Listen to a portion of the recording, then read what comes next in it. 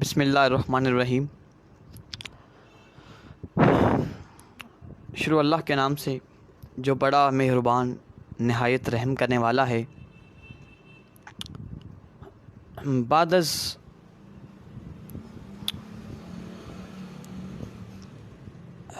بنام خدا درود و سلام آقا محمد مصطفیٰ صلی اللہ علیہ وآلہ وسلم کی ذات اقدس پر اور ان کی پاک آل پر اور ان کے پاک اصحاب پر۔ عزیزان محترم،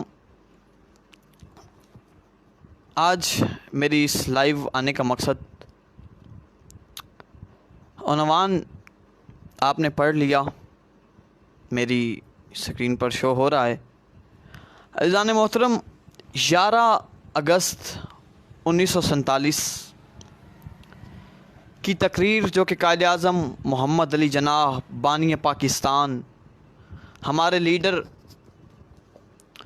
جن کی تقریر میں سے ایک چھوٹا سا اقتباس آپ کے سامنے لایا ہوں۔ کیا فرماتے ہیں ہمارے قائد کہ آپ آزاد ہیں، آپ آزاد ہیں اپنے مندروں میں جانے کے لیے، آپ آزاد ہیں اپنی مسجدوں میں جانے کے لیے، اور ریاست پاکستان میں اپنے کسی بھی عبادت گاہ میں جانے کے لیے۔ آپ کا تعلق کسی بھی مذہب، ذات یا نسل سے ہو، ریاست کا اس میں کوئی لینا دینا نہیں۔ عزیزان محترم، ہم جب سے اپنی تعلیم کے دور میں شروع ہوئے ہیں، تقریباً 8، 9، 4، 5 سے ہی ہم یہ پڑھتے آئے ہیں کہ اپنی کتب میں جب قائد اعظم جو ہیں وہ جب دو قومی نظریہ کے بہت حامی تھے، اور اس کے بعد بھی جب پاکستان کی بننے سے پہلے تک قائد اعظم کا یہ فرمان ہم اپنی زبانوں پر یاد کرتے آئے ہیں کہ قائد اعظم نے اقلیتوں کے حقوق کے لیے مناسب اقدامات کہا کہ اٹھائے جائیں گے، اور اسلام ہمیں کسی صورت بھی اجازت نہیں دیتا کہ معاشرے میں اقلیتوں کے ساتھ اقلیتوں کے حقوق کو نصب کیا جائے۔ لیکن کیا کریں، میں پریشان ہوں کہ کم از کم چلیں، جو نہیں جانتے تو وہ نہیں جانتے، کم از کم جو ہم جانتے ہیں، پڑھے لکھے نوجوان، پڑھا لکھا جو طبقہ ہے، کم از کم یہ تو اس کی خلاف ورزی نہ کریں، کم از کم یہ تو اقلیتوں کو حقوق دلانے کے لیے اپنے ساتھ اپنا پورا ساتھ دیں اور اپنی آواز کو بلند کریں، اور اس اقلیتوں کے حقوق کو دینے کے لیے اپنی جو اٹھنے والی آواز ہے اس کے ساتھ نہ ملیں۔ وجہ کیونکہ پاکستان میں اقلیتوں کو حقوق دینے کے لیے اسلام پر کوئی خطرہ نہیں آنے والا، کیونکہ ہمارا جو اسلام پہ فائز ہیں نا، جن کا دین اسلام ہے اور جو اسلام تک آ چکے ہیں، اسلام پر ایمان لانا اتنا کچا ایمان نہیں ہے کہ وہ اسلام پر خطرہ ہو۔ اور اسلام پر خطرہ، میں نے یہ تھوڑے دن پہلے ایک خاتون کی ویڈیو دیکھی، مجھے بہت اچھی لگی اور بہت فخر محسوس ہوا کہ ایسی سوچ رکھنے والے بھی پاکستان میں موجود ہیں، اور بہت سے لوگ ہیں، کوئی ایک نہیں۔ آواز بلند بہت کم لوگ کرتے ہیں۔ کیا اس خاتون نے کیا آواز بلند کی، اور بہت کمال کے جملے انہوں نے جب کہا کہ ایک دودھ لینے والا جب اپنی ملاوٹ کرتا ہے تو تب دین اسلام میں کوئی خطرہ نہیں آتا۔ جب تفرقہ بازی پھیلانے کے لیے کسی بھی چینل پر، کسی بھی جگہ پر بیٹھ کر سرے عام سوشل میڈیا پر تفرقہ بازی کو پھیلایا جاتا ہے، تو کیا اس سے دین کو خطرہ نہیں ہوتا؟ صرف اقلیتوں کو حقوق دینے سے ہی دین اسلام کا خطرہ محسوس ہوتا ہے؟ کیا کسی کو دھوکہ دینے سے، جھوٹ بولنے سے، کیا اس سے دین کو خطرہ نہیں ہے؟ اور یہ جو میں بولنا چاہوں گا کہ ہمارے یہ مولانا حضرات یہی زیادہ تر آ کے دین اسلام کے یہی زیادہ تر جو ہے اس معاملے کے خلاف بول رہے ہیں، اقلیتوں کو حقوق دینے کے خلاف بول رہے ہیں. تو کیا ان کو نظر نہیں آتا جب انہی کے مولانا، انہی کے مولوی جب بچوں کو، نابالغ بچوں کو جب یہ زیادتی کا نشانہ بنتے ہوئے دیکھتے ہیں اور روز ان کے کیسز پکڑے جاتے ہیں، ان کو سزائیں دینے کے لیے ان کے تھانوں میں جب جاتے ہیں، تو ان کو تب نظر نہیں آتا کہ اسلام جو دین اسلام ہے اس کو خطرہ محسوس ہو رہا ہے. صرف اس وقت نظر آتا ہے کہ جب اقلیتوں کو حقوق دیے جاتے ہیں تب ان کو اسلام کے جو ہے وہ خطرہ نظر آ جاتا ہے. لیکن میں نے ایک بہت بڑی، مجھے ایک واقعہ یاد آیا کہ ایک مسجد تھی اور اس میں فجر کی اذان میں کسی نے آ کے کسی کو کہہ دیا کہ بھائی فجر کی اذان میں جو ہے یہ کلمات نہیں بولے جاتے. تو وہ بڑے پریشان ہوئے. کیا ایک مسجد ایک مسجد کا ذکر تھا کہ ایک مسجد میں، یہ فلاں مسجد ہے، اس میں فجر کی نماز میں، فجر کی اذان میں یہ کلمات نہیں بولے جاتے.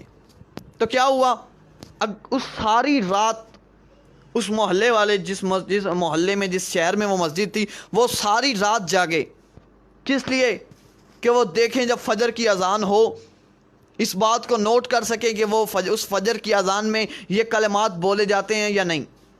کیا ہوا، فجر کی اذان ہوئی، وہ کلمات بولے گئے، اذان سنی، انہوں نے کہا نہیں بھائی اس بندے نے ہمیں یہ بات غلط بتائی تھی، فجر کی نماز میں تو یہ کلمات بولے جاتے ہیں، اذان میں بولے جاتے ہیں، اذان بالکل ٹھیک ہے، کسی نے ہمیں جو ہے یہ آپس میں لڑانے کی کوشش کی ہے. وہ گھر جا کے بیٹھ جاتے ہیں، سو جاتے ہیں.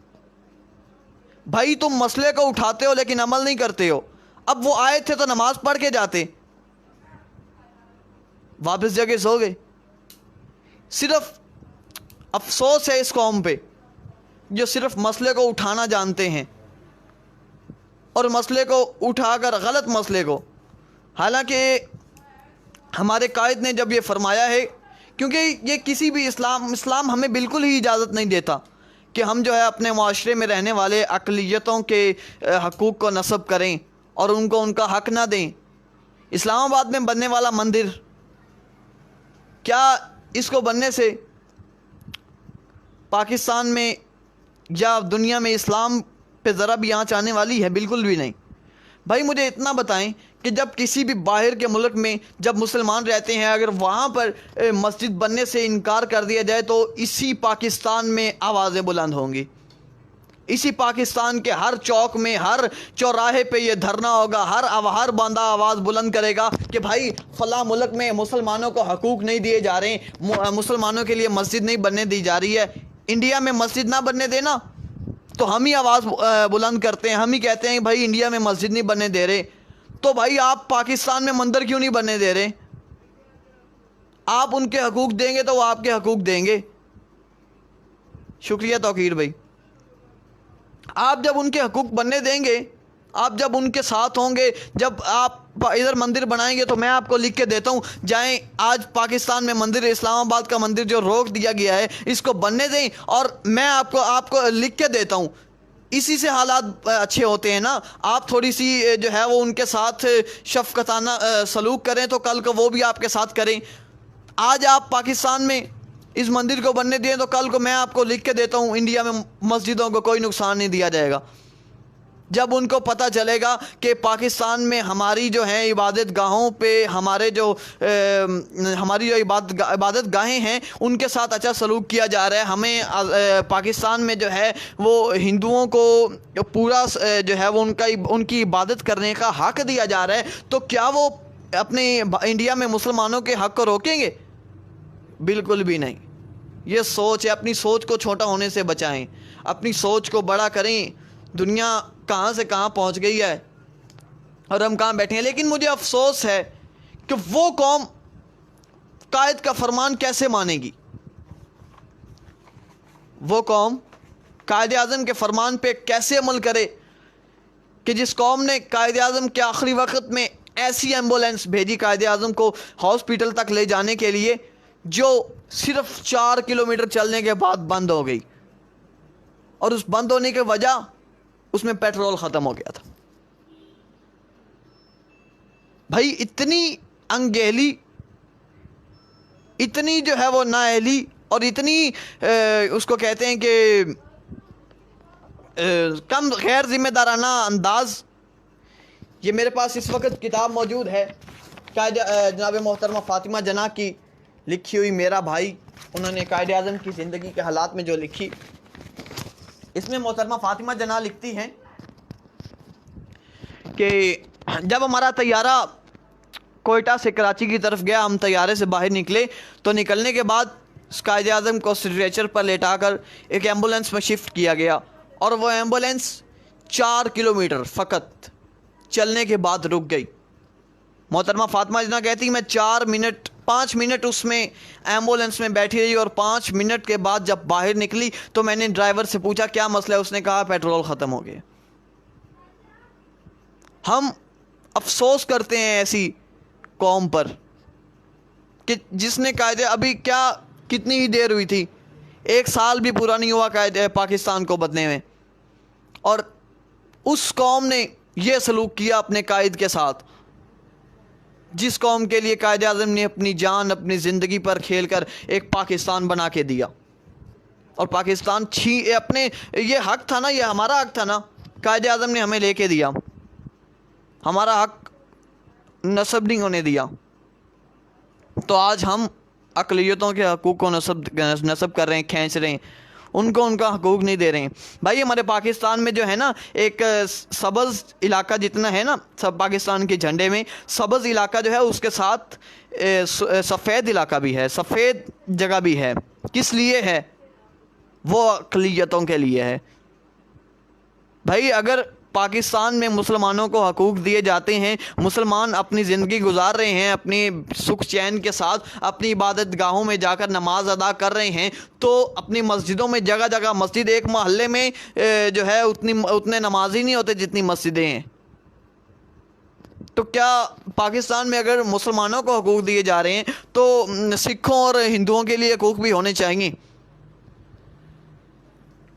اچھا محترمہ فاطمہ جناح آگے کیا لکھتی ہیں کہ 5 منٹ جب ہم رکے تو پیٹرول ختم ہو گیا، اور اتنی گرمی کا فرماتی ہیں کہ اتنی گرمی تھی کہ بیسیوں مکھیاں جو ہیں قائد اعظم کے چہرے پر آ گئیں اور بن بنانا شروع کیا، اور اتنی شدید گرمی، اور قائد اعظم اس قدر بیمار تھے کہ اپنے ہاتھ اٹھا کر ان مکھیوں کو سائڈ پہ نہیں کر سکتے تھے، اور اس قوم نے اتنی انگہلی کی قائد اعظم کے ساتھ ان کے آخری وقت میں۔ میں کہتا ہوں پورا خزانہ لوٹا دیا جاتا اس وقت۔ کیا پتہ نہیں تھا قوم کو؟ پیٹرول ختم ہونا، ہماری گاڑی جا رہی ہو، ہمیں پتہ ہوتا ہے پیٹرول کتنا ہے، اور وہ ایک عظیم لیڈر قائد اعظم محمد علی جناح جب جا رہے تھے تو ان کے لیے ایسی ایمبولینس کا کیا یہ جان بوجھ کے نہیں کیا گیا؟ میرا سوال ہے، یہ تو اس ڈرائیور کو بھی پتہ ہونا چاہیے تھا اور ہوگا، یا اس ایمبولینس کو بھیجنے والوں کے لیے بھی ان کو بھی پتہ ہوگا کہ اس میں پیٹرول کم ہے۔ سوچی سمجھی سازش تھی۔ تو اب کیا لکھتی ہیں قائد فاطمہ جناح کہ اتنی گرمی میں، اور اس وقت جب ہم گئے، جب وہاں پہ اس قدر گرمی میں جب ہم 1 گھنٹہ رکے، اور 1 گھنٹے کے بعد جب وہ ایمبولینس آئی اور ہم وہاں پہ اس میں بیٹھ کے واپس جو ہے وہ گورنر جنرل ہاؤس تک پہنچے، ایسی قوم کیسے مانے گی قائد اعظم کے فرمان؟ ایک عظیم لیڈر جب آپ کو اتنا اپنا حق لے کے دیتا ہے تو آپ اسی کے فرمان کو اس کے فرمان کو نظر انداز کرتے ہوئے آپ جو ہے وہ اسی قوم، اسی جو ہے وہ ملک میں رہتے ہوئے، اسی کے بنائے ہوئے، اسی کے لے کے دیے ہوئے آپ کو ملک میں رہتے ہوئے آپ اپنے حق کو لے کر کسی کا حق غصب کر رہے ہیں، کسی کا حق چھین رہے ہیں، سراسر غلط ہے۔ اسی لیے تو پاکستان میں خوشحالی نہیں ہے۔